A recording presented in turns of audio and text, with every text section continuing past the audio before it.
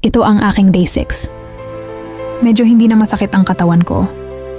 Hindi ko susukuan ang pangarap kong makapag-push-ups.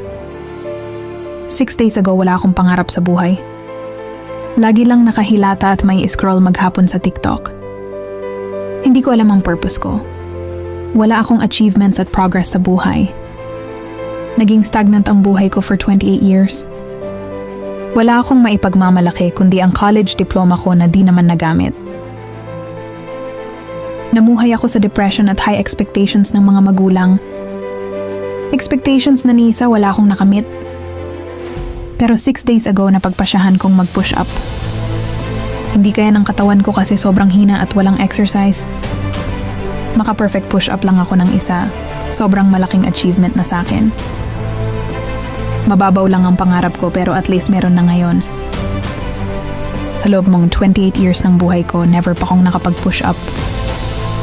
Meron akong dahilan para gumising at lumaban sa araw-araw. Kaya kung naliliitan ka sa achievements mo, lagi mong panoorin ang mga videos ko.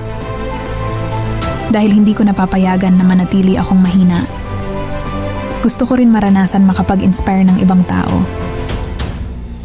From nothing, I want to be something.